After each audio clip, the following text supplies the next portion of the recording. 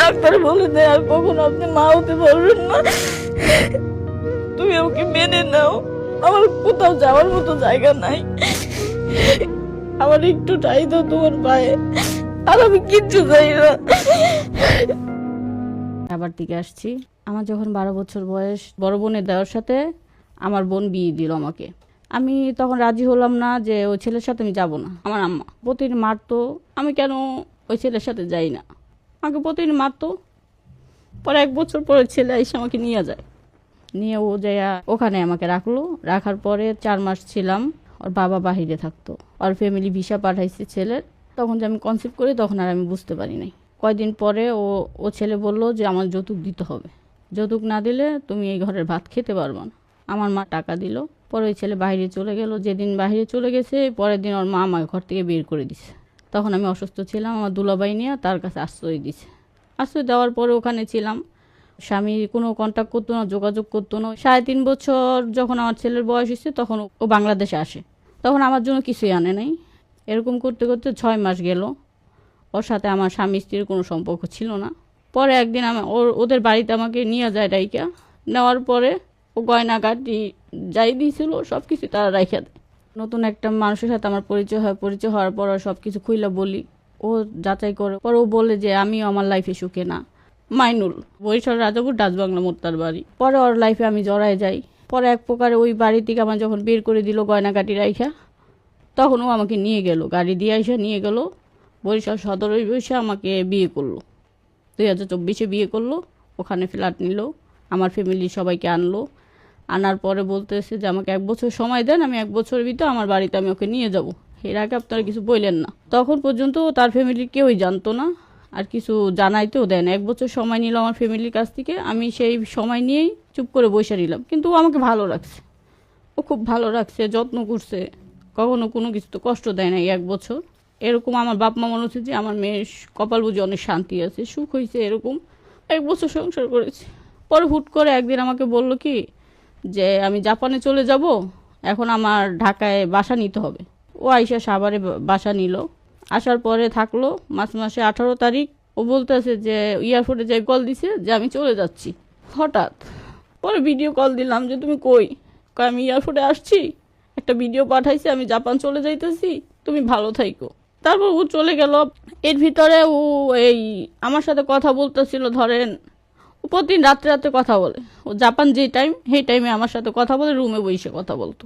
পরে ও কি করলো, আমার দুলাভাইকে ফোন দিল যে আপনি কি জাপান আসবেন, আপনাকে জাপানের ভিসা দিব। তার কাছ থেকে 6 লাখ টাকা নিল। নেওয়ার পরে সৌদি থাকতো, বাংলাদেশে আনলো আমার দুলাভাইকে। পরে আমাকে বিদেশ নিবে। আমার কাছে সঞ্চয় যা ছিল, আমার মা লোন উঠে টাকা দিল সব আপনার স্বামীকে।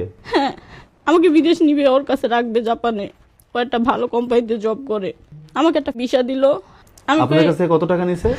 আমার কাছ থেকে প্রায় 2 লাখের মতো নিছে। আমার মার কাছ থেকে 1 লাখ নিছে। টাকাগুলো কিভাবে পাঠাতেন তার কাছে? বিকাশে পাঠাতাম।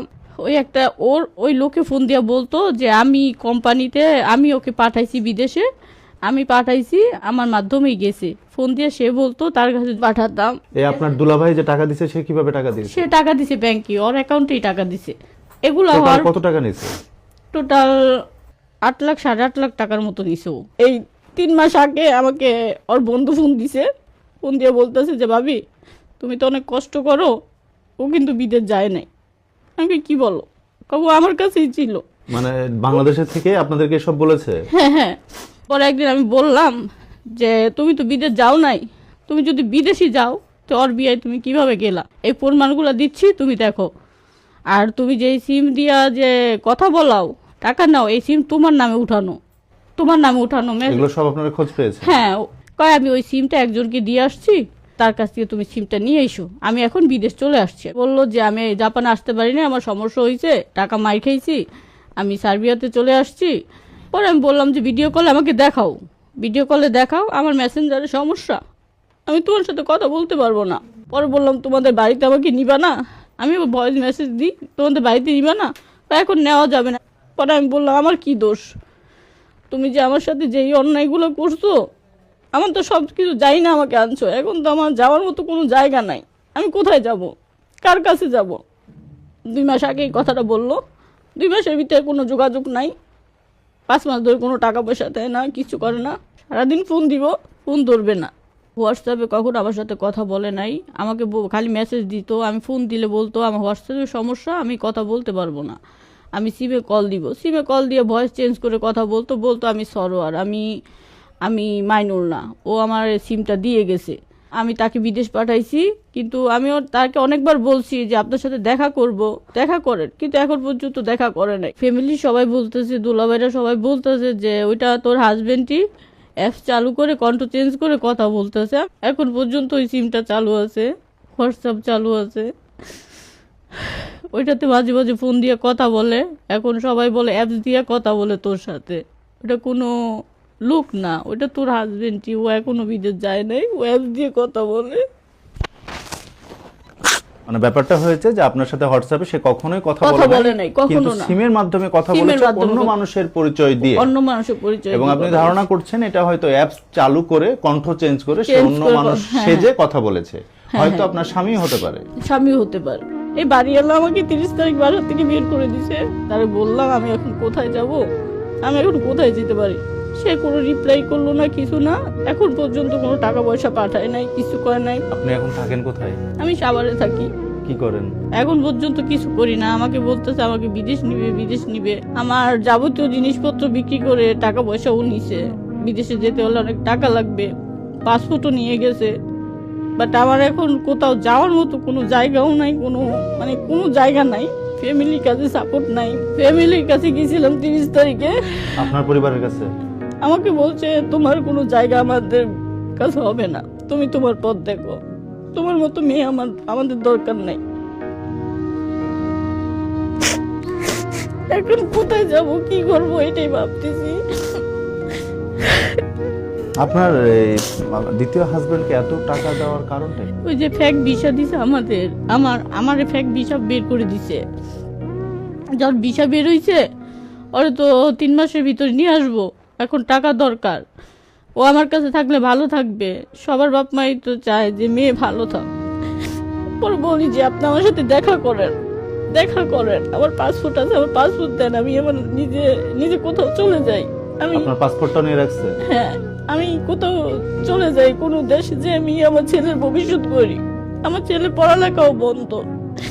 এখন পর্যন্ত কি করবো আমি কিচ্ছু বুঝতে পারি না। আমাদের অতিথির সাথে যা হয়েছে এটা খুবই মর্মান্তিক, খুবই দুঃখজনক। তবে আমরা এটাও বলবো যে আপনি যদি এত সহজ সরল হন, আপনি যদি নিজেকে নিজে রক্ষা করতে পারেন, তাহলে তো আপনার মানুষ ক্ষতি করবেই। আপনি কিসের উপর ভিত্তি করে একজন মানুষ জাপানে যাওয়ার কোনো প্রমাণ দেখাতে পারে নাই, সে প্রতিনিয়তই একটা রুম থেকে ফোন করে আপনাকে বলতো যে আপনাকেও জাপানে নিয়ে যাবে, আরেকজনকে জাপানে নিয়ে যাবে, আর টাকা চাইতে থাকতো, আর আপনারা টাকা দিতেন। ভিডিও কল দেখাইতো উত্তরা যে জাপানিজ রেস্টুরেন্ট, ওগুলা দেখাইতো ভিতরে ঢুইকা, এই খাবার খাইতে আসছি, এটা করতে আসছি। পরে ফেক কিছু ভিডিও পাঠাইতো, এটা ওই একটা লোক ছিল, লোকের কাছ থেকে আইনা পাঠাইতো, সে অনেক হেল্প করতো। সেগুলো দেখাতো, এতে করে আপনাদের আরো বিশ্বাস বিশেষ হয়েছে হয় যে সে যে আসলে জাপানে আসলেই আছে। জাপানে আছে। এখন তাকে খোঁজ করছে, কোথায় আছে আমি তা জানি না। আপনি যে বিয়ে করেছেন, কাবির নামা আছে? হ্যাঁ, সব আছে আমার। আমি 3 বার বাচ্চা কনসিভ করি, ও আমার না জানায়, ও আমাকে ওষুধ খাওয়ায়, আমার বাচ্চাগুলো নষ্ট করে। ডাক্তার বলে দেয় আর কখনো আপনি মা হতে পারবেন না। আমি একটা কথাই ওকে বলি যে তুমি ওকে মেনে নাও, আমার কোথাও যাওয়ার মতো জায়গা নাই। তুমি আমার কাছ থেকে টাকা পয়সা যাই নিছো, আমার এটাতে কোনো আপত্তি নাই। তুমি আমার সাথে যা অন্যায় করছো তাতেও আপত্তি নাই। তুমি জানতা যে আমার এই দুনিয়াতে কেউ নাই তুমি ছাড়া।